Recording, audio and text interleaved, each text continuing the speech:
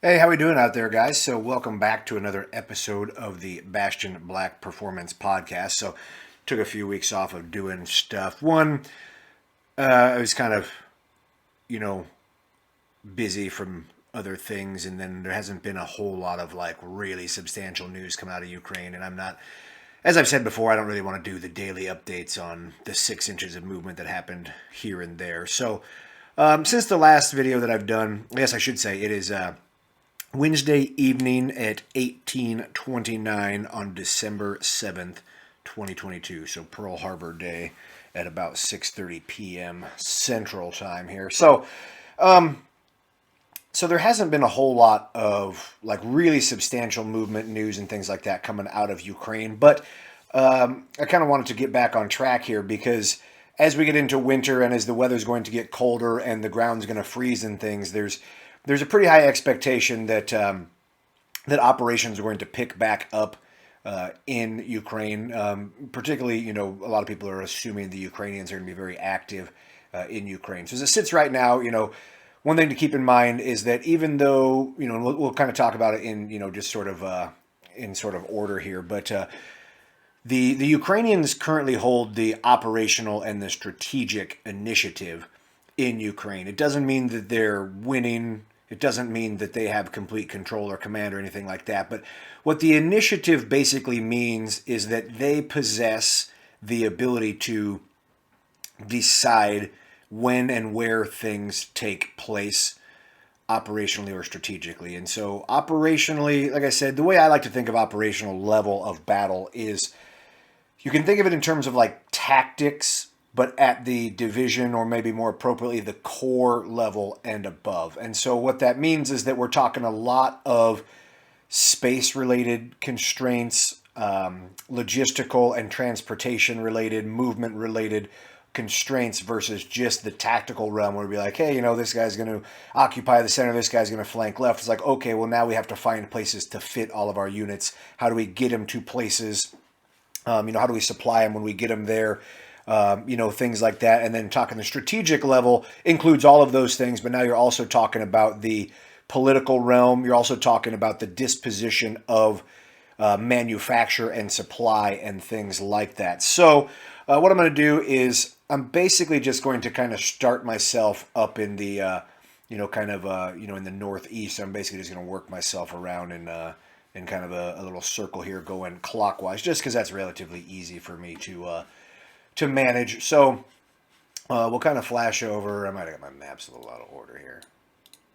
Boom. Okay, so we'll flash over. So obviously, the Ukrainians have been fighting along what we've been calling the Crimea-Svatova line, for about a month and a half now. So I'll zoom in here on my actual like good map here. It kind of takes itself a second to sort of populate as it comes across here. But okay, so the Crimea-Svatova line, the Crimea-Svatova road, as people have been calling it. So this is Svatova here, and then Crimea's down here, basically. So the Ukrainians have pushed up to, up to and across this highway in a couple places, or like right up to it.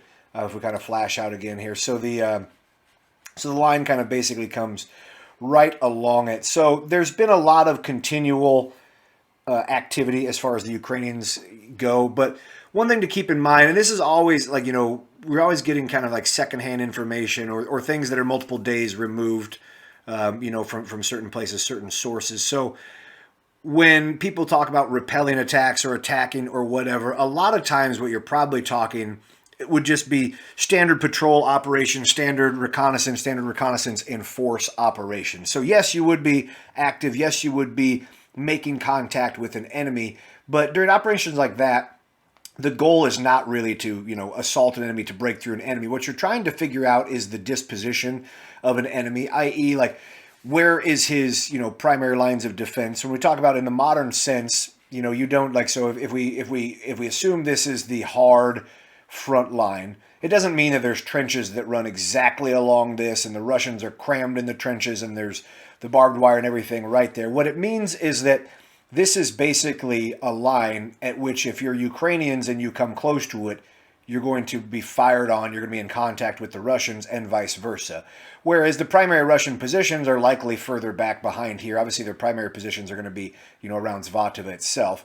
So these areas, when we talk about in the modern sense, we call like an elastic defense, defense in depth and things like that, is there's going to be outposts, there's going to be listening and observation posts, there's going to be trenches and things like that. You're going to have units that are up here, but the majority of your units, the majority of your manpower and vehicles are going to be kept further back because you're trying to keep them further out of range of artillery, and observation and things like that, obviously to prevent, them from getting hit by artillery and air power and stuff like that. But also, as you keep units like that further back from the actual front line, now they have the ability to respond in different directions. So say, for example, again, I'm just making this up, but say, again, this is a hard line. Well, so if you're the Russians, you keep your units back closer to Svatova because where the actual road is here and where kind of the sub-roads are, we'll flash back to the map real quick because that'll show the, kind of my sub-roads a little bit better. So if we imagine that, like I said, the line is basically kind of right along here. So if you're the Russians, if you keep your units further back to here, now when the Ukrainians start to attack and they're out in these fields and things like that, you have the ability to respond, going in this direction, get on smaller roads, come down here. Whereas the closer you get to the front line, then you start to have less and less of an ability to respond, to your flanks. So make sure that we kind of keep that in mind, as far as like, they're repelling attacks. And this goes the same thing for Ukrainians when they're quote unquote repelling Russian attacks. They could be legitimate attacks, but a lot of times they're reconnaissance in force or just basic patrols and reconnaissance. So when we talk about reconnaissance in force, so reconnaissance in force can be and often do turn into like, kind of actual attacks. But what you're going to do is you're going to designate an element. They'll probably take armored vehicles with them in this case. They'll probably have supporting artillery, potentially do, some softening up stuff. And they're going to kind of move into areas. And so what they're going to kind of do is, one, they're going to just gauge the defensive response that they get. So, hey, if we drive into this part of this village, we immediately get fired on by anti-tank weapons and artillery from this and this. Like, okay, how far forward can we advance before they bring artillery down on us? Other things, they're going to gauge response. So, hey, when we move out from our positions here and we advance to, this position over there, like how long does it take for them to get artillery on us when we move out? So you're kind of gauging all those things. And then you're like, hey, you're also kind of determining, weapons and equipment, things like that. Hey, when we come over here, we get fired on, but it appears to be infantry and infantry mobile weapons. Or like, hey, when we move over here, we immediately get contact by armored elements and stuff like that.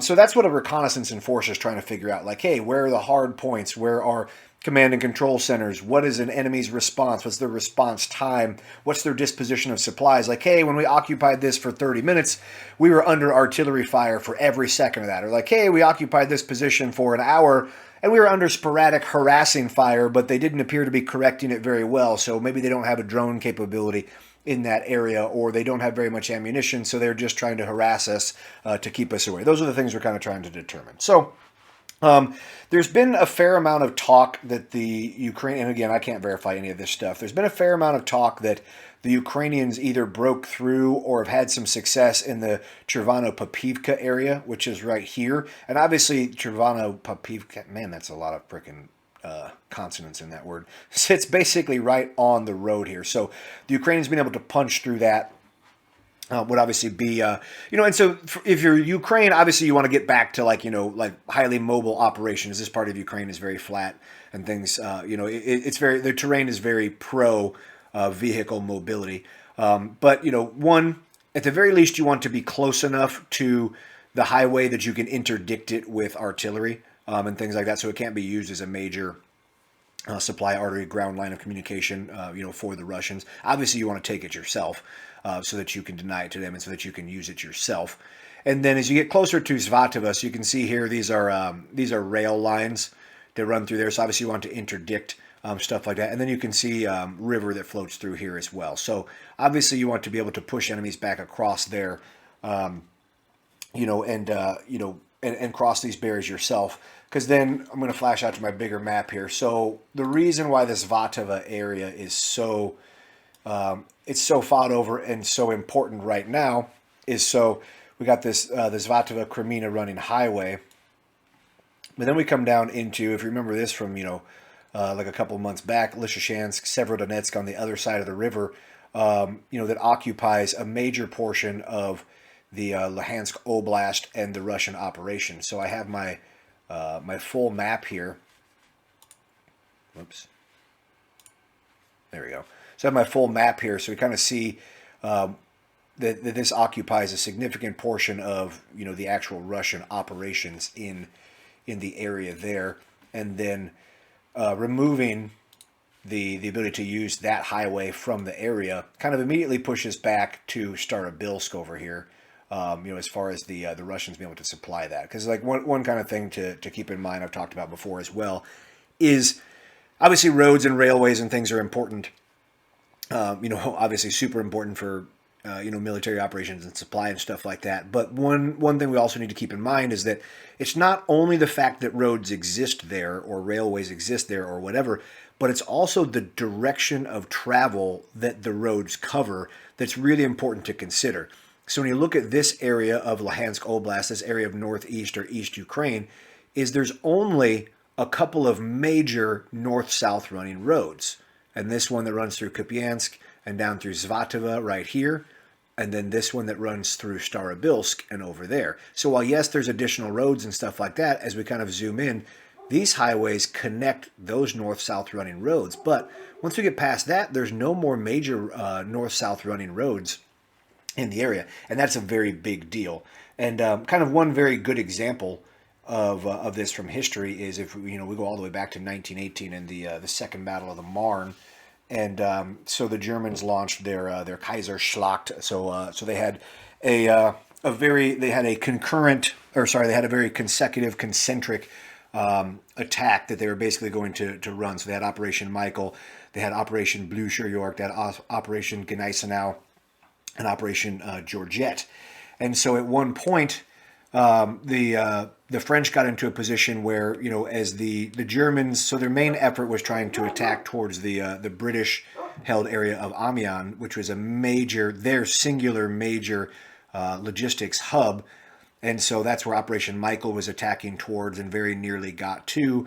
Their other operations were trying to cut off Ypres and cut off the coast, but then they had operations that were further south, which is where the Germans wanted to suck French units in to distract them and to take them away from being able to reinforce the British. So as the Germans were attacking there, and very successfully, a lot of the French, wanted to pull out of the area and move further away. But one of their generals basically argued like, hey, the German axis of advance out of this pocket is not going to go.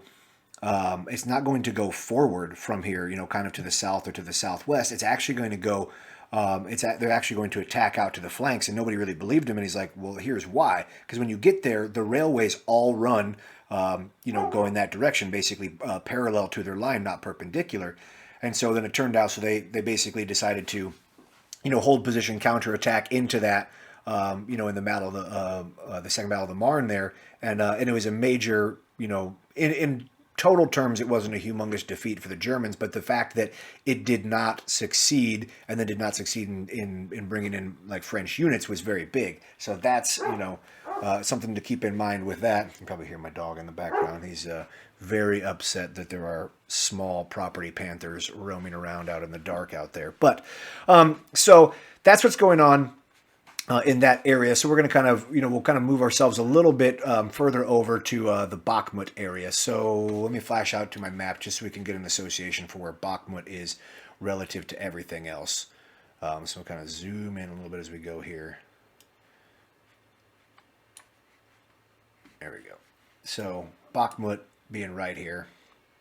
So as we can see, it sits south of this. So obviously, the line kind of bends around and basically runs more or less through Lysychansk and kind of comes back around to Bakhmut here. So Bakhmut, it occupies multiple roads right here, and it's been exceedingly heavily fought over in recent weeks, recent months from the Russians. And honestly, there's a lot of people with a lot of opinions on why, and I don't think anybody really knows why. So at one point, the Russian lines came all the way out to and beyond Izium out here and kind of ran like Izium kind of to Lyman and around that. So if you imagine this very large shoulder coming back down to Luhansk and then coming back down in this area, so you have this very large pocket. So in that particular case, taking Bakhmut, was very important, because taking Bakhmut is kind of the, it's sort of the gateway to trying to take Kramatorsk and Sloviansk, which would allow them to control this entire highway corridor of this major highway. I forget what number it is. Is it going to show us? Yeah, the E40 highway there. But now, as we've said, now the line runs from Svatova down to Crimea to Lysychansk here. So taking Bakhmut, it no longer really gives anyone, it doesn't have the obvious, kind of connection to taking Sloviansk, Kramatorsk, and closing off that pocket or running it there. Now, I mean, one could say, hey, if you could take Bakhmut and now you have these roads, now you can use these roads to move directly between Lysychansk. Maybe that means that they want to, try to continue a drive on Kramatorsk and Sloviansk or towards Lyman and things like that, in connection potentially with some operations coming out of the Crimea, Lysychansk, kind of area coming forward here. I don't know. Again, that's all kind of conjecture. And as the line kind of sits right now, the line is just barely ahead of Donetsk right here. So the line kind of runs basically sort of right through Bakhmut and Donetsk. I'll flash back out to my Bakhmut map now. So, so kind of looking at where we're at there. So again, there's a lot of kind of conjecture as to like why the Russians have deemed it so important. And there's a few kind of thoughts on this as well. So we know that the Russians are taking exceedingly high casualties trying to take Bakhmut. So there's a couple things to consider. I'm not going to say any one of these are necessarily right. These are, like potential things that could be correct here. So one, it's a propaganda related victory, because Russia still needs to show their people and show their military that they're capable of taking relatively important towns, if only regionally important towns, or at the very least taking areas that they had sworn to take before. So we know they've been pushed back a lot, and so maybe taking Bakhmut is like, hey, see, we told you, like, we can take areas that we've decided we need to take. And then as far as the Ukrainians go, it could definitely be that while they certainly have to be taking relatively high casualties, being stuck in this positional warfare stuff around Bakhmut, for them it could be that the Russians are wasting so much manpower and material power trying to take it that it's in their best interest to keep them fighting over it, because they can bleed them, kind of the Verdun strategy, they could bleed them with Bakhmut. So that's entirely possible. Now, it's possible that Bakhmut actually is that important operationally, i.e. being able to move men, equipment, material, that both sides are chopping each other up because they view it as something that is that important. Again, I tend to think a little bit more on the Russians, not to, this is going to be way too dramatic, but in some ways, it's a little bit of a, the Germans attacking Moscow or Stalingrad, World War II kind of thing. It's like once you kind of tell an enemy, and you kind of get the ego and the political stuff and the ideology involved, like, hey, we're going to take this, you can't stop us, and this is how we know that you guys are weak. And then you have trouble. Now you kind of have to be like, hey, do I go, well, actually I was just kidding, or do you have to kind of double down and be like, okay, I'm going to really really attempt to, waste, resources or expend whatever necessary resources to be able to make that happen. So again, don't really know.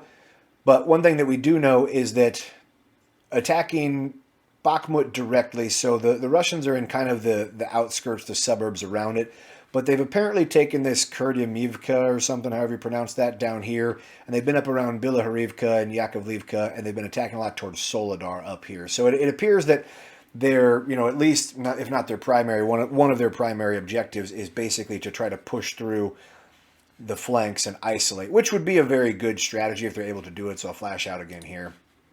So we're talking about Bakhmut right here. So if they're able to push through into Soledar, which is right here, and then down through, over towards, Ivanivsky and places like that. So being able to isolate these roads. So if you cut off Soledar, that road, and this road over here, whoops. So then Ukraine would only really have one potential, I don't know what that is. Would only potentially have kind of these highways coming in from behind, where they could bring in supplies, bring out wounded, bring in, equipment and men and things like that, which could then potentially be more easily interdicted. And then there is, taking this, kind of east to west running highway for them would be advantageous if you're also able to, push out of Donetsk city. So if you are able to push out of here towards Pokrovsk, then that kind of brings this into like, hey, using that sort of highway system to connect yourself all the way through and coming back towards Luhansk Oblast over there. But again, don't really know exactly why it is that they're selling out for that so much, because we know unequivocally that they're taking incredibly heavy casualties around there. And so obviously the line is relatively straightened out around here. So there'll be a lot, of activity kind of going on with that. And, it'll be interesting to see if they are able to push through there, or if the Ukrainians are able to wear them down and, counterattack them as well. Because one thing that happens when you become what we call decisively engaged. Decisively engaged means that you're in an engagement in which you cannot just pull out of that engagement and move to another one. You would have to conduct a withdrawal under fire, and you would have to potentially leave, elements to do rear guard actions and things like that. So they are definitely decisively engaged from there, which means that they can't just decide, you know what, actually I think we'll walk back here, because they could immediately be harassed and pursued by the Ukrainians. And, that also, because that's, this is kind of protecting the shoulder towards Lysychansk and Severodonetsk there. So we'll kind of, sort of see how that continues to play out a little bit there. We'll flash down to Donetsk here, which is south of that a little bit. So, like I said, this is Zaitsev right here. So Bakhmut is basically kind of like right up there as we kind of look through there. So again, like we said, the Russians basically controlled Donetsk city essentially, but not much beyond that. And so they've been continually pushing here, attacking towards, Avdiivka and, Pervomaiska and places like that. There's been a lot of fighting. So obviously they want to control all of Donetsk, outright, and they want to push up to this highway system up there, because that would help them secure the flank of their Bakhmut operations. So, like we said, so their Bakhmut operations, they want to what's a better map here? Here we go. So talking Donetsk city here, Bakhmut city right there. So if they're able to push forward to Pokrovsk, which is right here, occupies that main east to west running, or kind of northeast running highway that works right there. So that would help them protect the flank of their Bakhmut operations around there. And again, that's been slow and grinding. Lots of stuff going on over there. Not very much movement within that. But now I'll move myself coming down a little bit here. So here's where things start to get a little bit interesting. So one of the major things that the Russians accomplished, earlier on in the conflict, and one of the reasons why Mariupol, the Battle of Mariupol, was so important, was Mariupol sits across this highway. I think it's the M14 highway. Let me flash out here. So going from Mariupol through Berdyansk into Melitopol, there's this major highway right here. Goes to Rostov-on-Don, which is in Russia. So this is what they call the land bridge to Crimea. So this highway system runs through Mariupol, through Berdyansk to Melitopol, and then this comes down into Zankoy and into the Crimean Peninsula proper. The Crimean Peninsula proper. So as we know, so more or less, the front line, if we use my Google map, runs essentially even with this east to west running portion of the Dnieper. And then it basically runs to Donetsk here, and then over to Bakhmut and Lysychansk area here, right? So basically runs along there. So now that we know the Ukrainians have taken, Kherson, they control the entire right bank here, or the east bank, or sorry, the west bank of the Dnieper there. It means that the Ukrainians are able to start interdicting and bringing elements to start attacking the Russians that are on this side. So now, I had a good conversation with one of my friends at work the other day, because we don't know. We're all kind of assuming. So apparently the Ukrainians have been, so they now have their, so obviously they have HIMARS and stuff like that, across the river over here. And they've been starting to interdict places like Orkiv and Polohoy and places like that with HIMARS.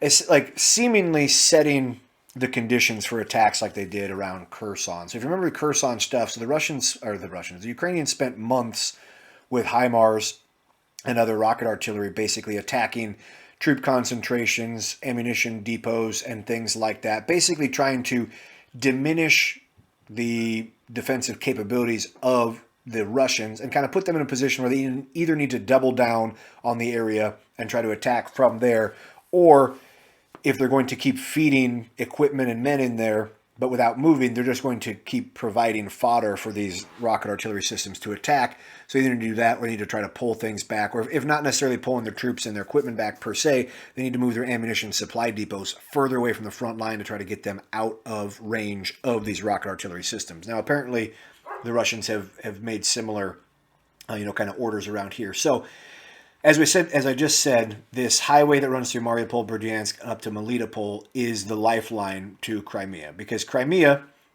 it has the Kerch Bridge, which attacks the Kuban over here to the Kerch Peninsula right here. But as we know, that was interdicted by presumably a truck bomb, here a couple months ago. But it's still, it is a singular crossing of the peninsula there. So it's not trusted as a sole artery leading into Crimea. So this land bridge up here has been huge. So obviously, if you're Ukraine, the obvious answer would be like, hey, we want to interdict that. So in order to get close enough to interdict that, they've been attacking places like Orikhiv, Polohoy here. And so one of the major towns, Tokmak, is one that's kind of in the crosshairs. I would expect to see them, kind of attack, whether through, rocket artillery and things like that. But I would expect that Tokmak would be a very high priority target, because the other thing that we know is this is the Ernadar, this is the Zaporizhia nuclear power plant right here. And obviously that's been in the news a lot, as far as the Russians potentially pulling out of there, but the Russians have put artillery and military equipment there and have been using that to shoot across the Dnieper. So obviously Melitopol, that sits across the highway, protects also the north-south running axis down here. So if you're the Ukrainians and you're able to drive the Russians out of these smaller towns and able to attack or interdict effectively Tokmak, basically, if you're the Russians, you would have no choice then but to pull the units up here back towards Melitopol, because Tokmak occupies the last remaining, north-south, kind of northwest-southeast running road that can supply this easily. So if this were taken, now all of these could be interdicted relatively easily, which would then, potentially set the set conditions for, attacks, assaults on Melitopol itself. So one would have to assume that that's part of a Ukrainian plan, or that they would want to. Thus far, we haven't seen anything to indicate, actual movements towards that area. Because one thing to keep in mind as well is that, this territory out here, there's kind of it's incredibly flat. So you can see it there's absolutely nothing out here. So the nothingness works for you and against you, kind of depending on what you're doing. So if you occupy the cities and the defensive positions, your enemy has to come through the nothingness to attack you. So they're incredibly vulnerable. Also keep in mind, it's getting to be winter. So occupying towns where you can have physical structure for, protection from the winter, and that way you can have heaters and fires and things like that, is obviously massively superior to being stuck out in the fields. That we know just, from, history, but obviously just, kind of common sense on that. So attacking across all of this openness down here would leave the Ukrainians potentially vulnerable, to conditions like that. Now, when the ground freezes and everything gets really cold and stuff like that, it could be an advantage for them, because it means if the Russians don't pull back and they don't have, if they don't have substantial enough defensive lines, it means the Ukrainians could work through that relatively quickly. Because, like I said, the double-edged sword nature of this steppe, very flat terrain, is that when you're attacking or when you're controlling the towns, the enemy has to move through nothingness, and they're forced to be just kind of out and about in the wilderness, which is great. But the problem is that as soon as you lose one of these towns, you basically have no choice but to fall back, at least operationally speaking, if not tactically, to the next town, because there's no obvious, river or ridges or large, mountains, hills, or other things that you could mount a defense. So it's pretty much like, hey, you control the town, that's great, but as soon as you lose that, boom, pull back to the next town. So expect to see, at least what I expect to see, and what I think would make the most sense for the Ukrainians, would be to set conditions by attacking these peripheral towns over here, and basically, try to really capitalize on the fact that the Russians do not appear to be very prepared for the winter, and attrit their supplies, and things like that. Because as you start to, if you're able to launch operations around here going towards Melitopol, you're going to have an effect on Russians that are further over here out in this area around, around Kherson and Novokhovka there. Because obviously, as this starts to get threatened, now their sole area of supply becomes, the road that comes through, the two crossings that come through the Crimean Peninsula here. So you have Zankoy and you have like Pervomaiska here, basically. So I expect to see, them kind of setting conditions for that and moving through there. And it kind of seems like also, like, relatively speaking, if you're the Ukrainians, you want to do strategies that let you kind of punch above your weight. And obviously them having like the HIMARS, the M270, the Mars systems and stuff like that that fire the fairly long range, very accurate rocket artillery is pretty good for them because they can be relatively safe and they can just pick at the scabs a lot and kind of mess with the Russians. Now, again, it's not a strategy for instantaneous, like, quick breakthroughs and stuff like that. But it's definitely, for them, it's a very good tactic because it's effective on the operational level, the strategic level, and the tactical level. It lets them attrit an enemy while taking relatively lower risk themselves. So while they can potentially make the conditions worse and worse for the Russians, it's also allowing them the time to recover, wounded personnel, get them back into the lines, train more troops, acquire more equipment from, the Western nations that are giving it to them, repair stuff that they have that's broken, because obviously they're having a lot, there's a lot of vehicle breakdown, equipment related stuff, which just comes from hard usage. So as we kind of move, over to the Kherson area here. So we'll flash into my area here. So obviously the Ukrainians, took the city of Kherson, and they're up to the river here. Now, there's been a lot of reports that the Ukrainians have been operating out here on what's called the Kinburn Spit.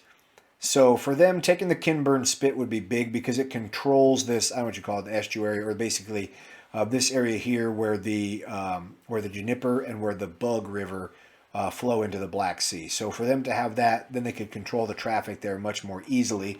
And also that would give them a foothold, feasibly, to push operations into the left bank or the east bank of the Dnieper here. So obviously, if you're the Ukrainians, the risk that you have is if you try to force an opposed crossing of the Dnieper, there's like all the things that I talked about on my other videos about how the Russians are having difficulties supplying and moving things across the river. Well, obviously, if you're the Ukrainians, you'd have exactly the same thing. So it would make sense that you would want to get units across somewhere else to be able to guard your flanks and to be able to cover and screen elements while you tried to make a crossing there. Conversely, it would also be, you'd want to be able to make crossings and attack from Zaporizhia and further up to the north to be able to pinch through there. But now those two elements, like you can't, you could not attack from here to have it support operations down there. Obviously, the distance is much too far. So we can see from there, that's over 100 miles there. So on a strategic sense, an operational sense, kind of.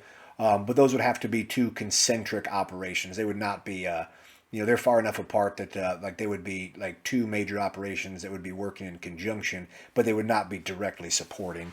So that's kind of something to keep in mind there. Because if you're the Ukrainians and you get across here, one, you want to be able to drive the Russians out of this area so then you can control the Dnieper. Then you can actually move elements across, Kherson and things like that. But getting elements over here, and like I talked about before, is being able to get potentially your artillery, your rocket artillery here to be able to actually interdict into Crimea itself would be hugely important. And so this is where, I don't know, I see kind of a few options that the Ukrainians have. I'll flash out to just my major map here. And so what I kind of wondered what is going to take place in the winter. And so here's a couple questions I've been asking myself, and you guys, can, kind of weigh in with your thoughts in the comments and stuff. So I've wondered why the Ukrainians have not taken some of their rocket artillery systems closer to Bakhmut, where we know the Russians have a large concentration of troops and equipment, and particularly artillery. I've wondered why the Ukrainians have not taken more rocket artillery systems further over here to be able to interdict things around Bakhmut. Because it seems like that would be a very good place to go and really attrit an enemy. So now, if I was going to answer my own question, so one, I have to think that this area over here is too well controlled, or not controlled, it's too well interdicted by Russian air to risk having the HIMARS systems, the M270 system, the Mars systems over there, because I would have to imagine one of the main reasons they don't have it over there is that Russia is actually able to use, tactical air and interdict stuff over here, at least somewhat successfully compared to what they've been able to do further down here. So the risk of equipment loss for the Ukrainians must be too high.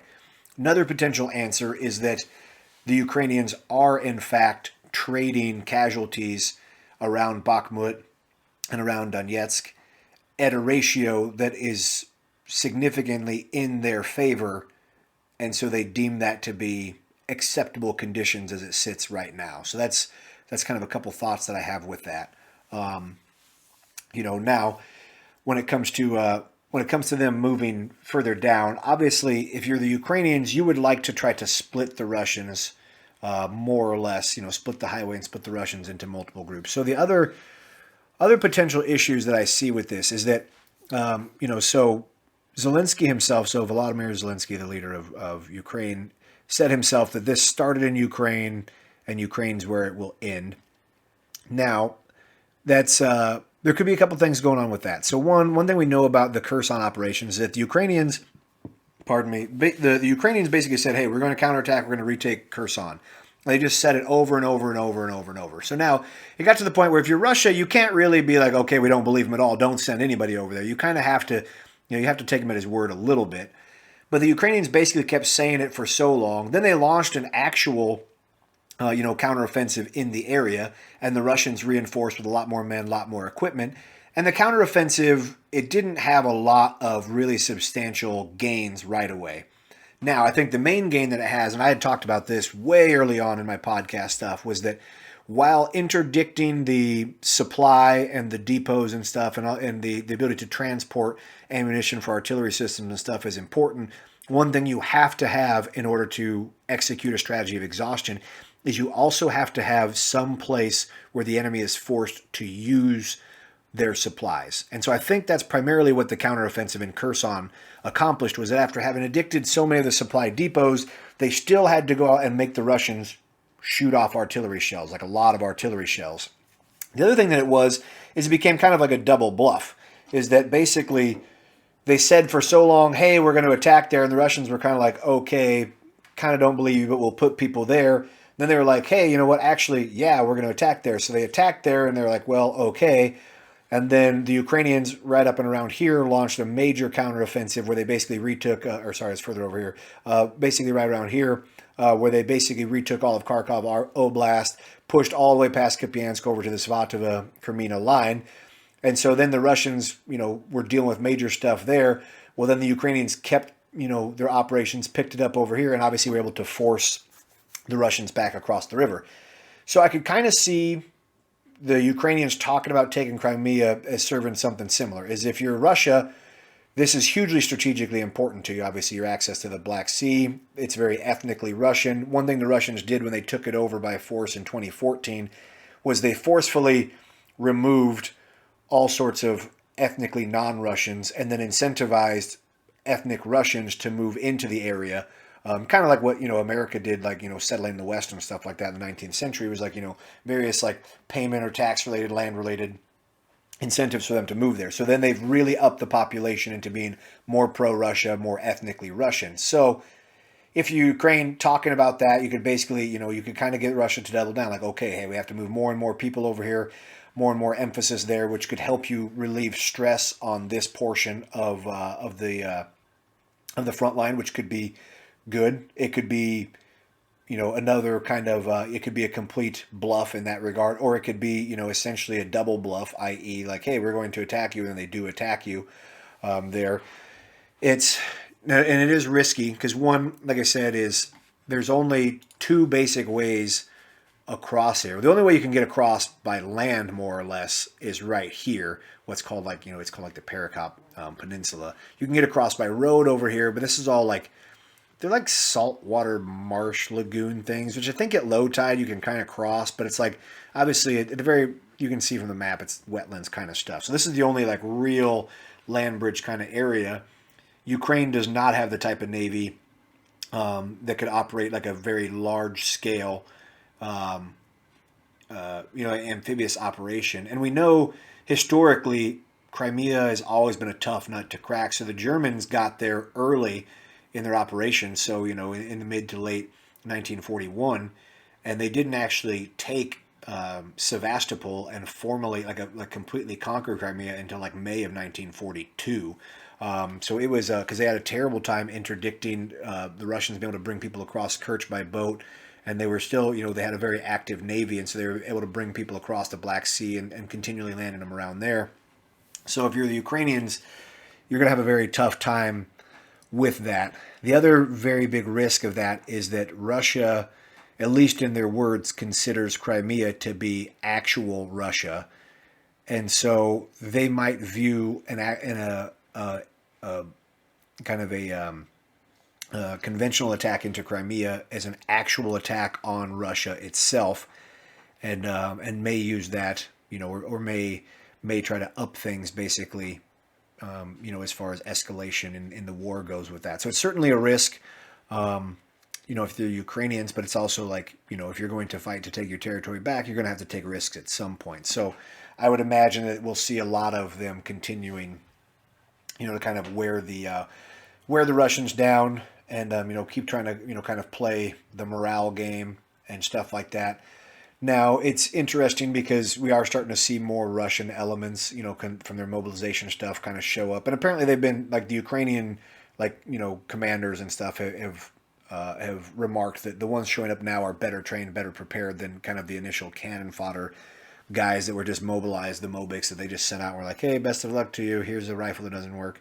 So that'll kind of see, what the Russians do with that. Now, a couple last things to talk about. So the Ukrainians, nobody really knows officially, but the Ukrainians have launched a couple of operations against airfields in Russia itself. So one up here around Ryazan, one around Kursk, where they've attacked airfields and airplanes of like their strategic bomber fleet and some of their fighters and stuff like that. So it's been talked that it was a drone attack. The Ukraine also alluded to that they have special operations guys on the ground directing such things. So if they have I would imagine they have sabotage elements, in Russia itself. So, and it's something I've talked often and loudly about, which again, like I said, I don't really think that there's such thing as a war crime in a war, particularly if one's been invaded, just because history has shown that as long as you win, nobody gets charged with any crimes, but the loser always gets charged. The loser is always doing something illegal, and the winner has never done anything wrong in his life, basically. So one thing I've been, kind of an advocate for with some caveats is if you're the Ukrainians, would be to be across the Russian border sowing mayhem against the civilian population, in general strategic entities of Russia. Now, the risk of that would be that could make the Russians start to believe the Russian propaganda about Ukrainians being terrorists and things like that. So that's definitely a risk. The potential upside would be that there's a growing anti-war sentiment, anti-Putin sentiment, and showing that, hey, your airfields, your gas stations, your grocery stores, whatever else, you guys can't even protect that, in Moscow. You can't even protect that in Voronezh or Belgorod or other places like that, So what are you guys doing over here? So there's potential, for that. So it's kind of something to at least ponder anyways. The last thing that I'll talk about is there's been a lot of rumblings the entire time about Belarus joining the Russian operations. They don't really know. The Russians have a lot of troops and equipment in Belarus. Belarus has been helping train Russians the same way that Western nations have been helping train Ukrainians. They're also giving them military equipment and and ammunition and things like that. Now, obviously, if you're the Russians, it's very important to, at the very least, keep this as a plausible threat so that Ukraine, because obviously the proximity to Kiev is incredibly close. So at the very least, you need to force Ukraine to keep substantial elements up here defensively so they can't be used elsewhere. So now, opening an additional front, it's always possible. I've talked about it before. I've seen other people talk about it. It's very difficult for me to imagine Belarus, well, not necessarily. Okay, let me restate that.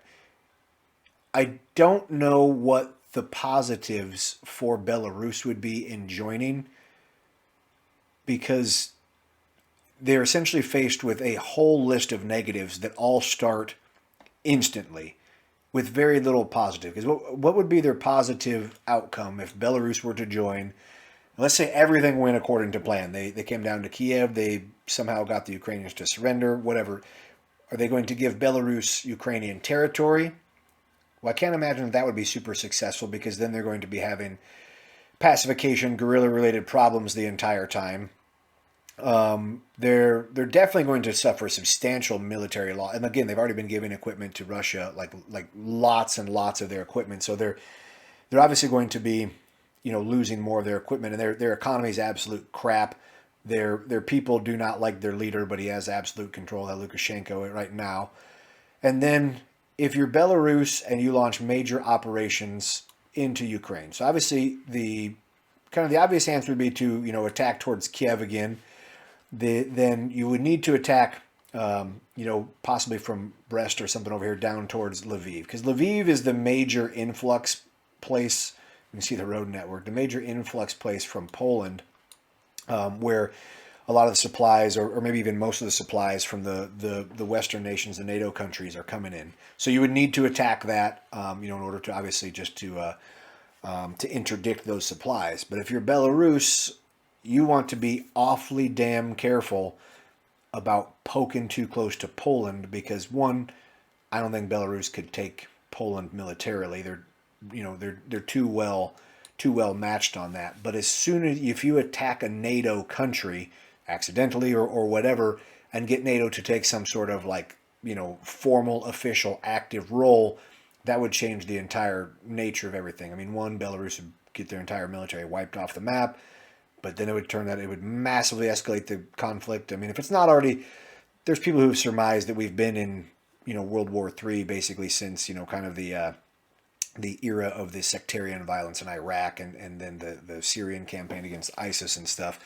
If that isn't it, or if that's still ongoing, this would absolutely make that happen. So that is a very big gamble. And again, so if Belarus were to do that, I don't know what their positives would be. Are you going to gain territory? But it's probably territory that you can't really control, because the population is not going to be pro Belarus. So you're going to be constantly fighting with that. I don't think that there's anything. I don't think this is a significant resource-rich area definitely not compared to Donbass, or at least and as far as industry and stuff like that goes. So it's I don't know what their positives would be out of that, and the risk seems awfully high. But that's all that I've got for tonight, guys, and so we'll kind of end there. But remember, guys, only the hits count, and you can never miss fast enough to catch back up.